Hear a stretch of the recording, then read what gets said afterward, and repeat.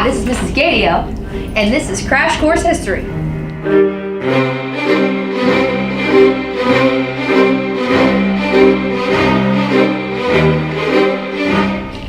This episode is on Henry Clay, my history crush. He was actually born in Virginia. His father passed away when he was 4, and his father was like a farmer, you know, which most people did. That makes sense. So then his mom remarried, and his mom remarrying, she actually remarried like a town mayor squaw. I forget what they called it. They had a title for it in the village he lived in. Well, his stepdad had an association by the guy by the name of George Wythe, and George Wythe was a pretty big time lawyer in and around Virginia. So he was able to hook him up with him, realized that Henry Clay was not only awesome, but intelligent and smart, and so they started getting him on quick track through law school. And so that's kind of how Henry Clay got his start. I want to say he was like one of 15 too. And so when he got his law degree and he began to practice law, he realized that, like I said, that there was too many lawyers in Virginia. So he's like, I'm heading west, I'm going to the bluegrass. Not to mention, this is a sad story about him. He had 11 children. 11. And of the 11 children, 6 of them were girls. None of them made it to adulthood. Oh. And then he had 5 boys. And so 4 of them made it into adulthood. One of them died fighting in the Battle of Buenos Aires in the Mexican-American War, which then made Zachary Taylor a war hero. And Zachary Taylor became the Whig nominee for president. He became president, not Henry Clay. I'm not bitter about that, a little bit. Henry Clay. Okay, do you know how everybody gets excited in May for the Triple Crown race and horse racing? The blood of his horses are still in top thoroughbreds today. Like American Pharoah, Henry Clay's horse's blood. He started it. He made Lexington like the horse capital of the world because he was the first one to actually like market, hey, I have this really fast horse. Would you like your horse to come mate with him? And we won't go into those details because I think you guys know what that is.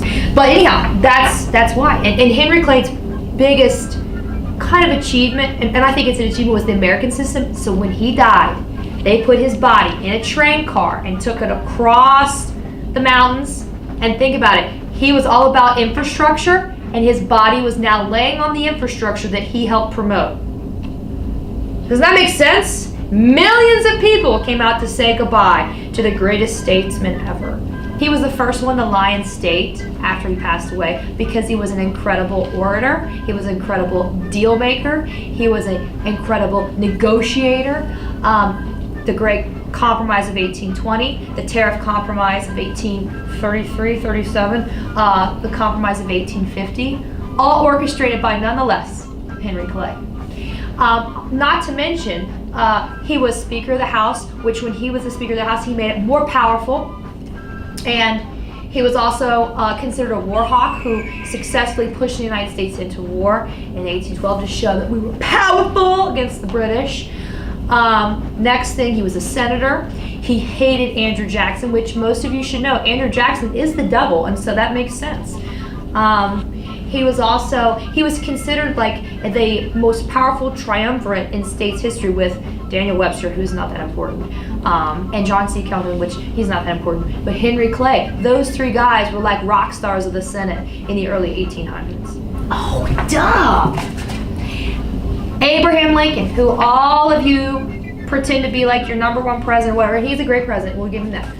But Abraham Lincoln's number 1, like his number 1 statesman, like the person he looked up to, and I forget the quote Lincoln said was like his beau statesman, like the statesman that he tried to emulate, Henry Clay.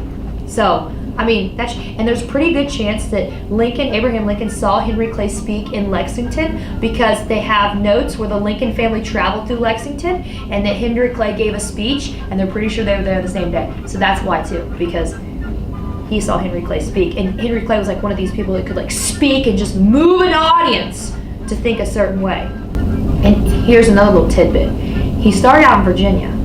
And there were so many lawyers in Virginia, he was like, I'm not going to get any business. And that's why he moved to Lexington, because he wanted to help pioneer families acquire land. And sometimes that meant going to court, and he was the one who negotiated all these land contracts to make sure that Kentucky was going to be settled. So that was a pretty important thing too. And he also represented Aaron Burr in a court case, which I'm not a big fan of Aaron Burr, but I mean, that's okay.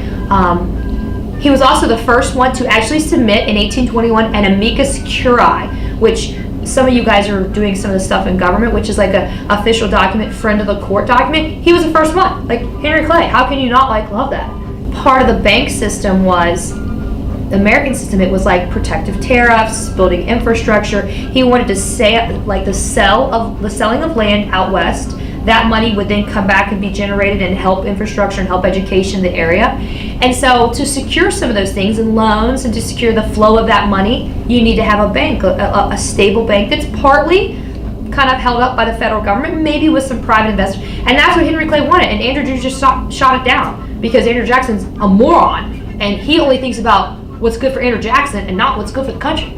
That's why Henry Clay is the best. Gosh. My first mystery document. Oh no, I'm so nervous. My eyes. Mystery document. All legislation, all government, all society is founded upon the principle of mutual concession, politeness, courtesy. Upon these, everything is based. Let him who elevates himself above humanity, above its weakness, its infirmities, its necessities, say, if he pleases, I will never compromise. I hear a clock ticking in the background. A few moments later. 1820? Yeah. Oh, I got it! Did I really get it? Yeah. Yes!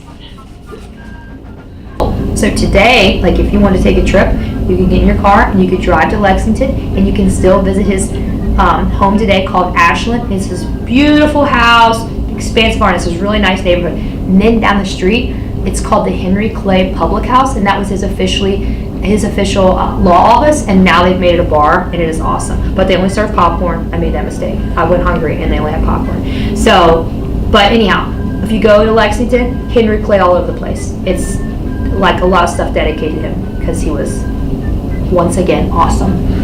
My name is Mrs.Gatio, and this has been Crash Course History. Ooh!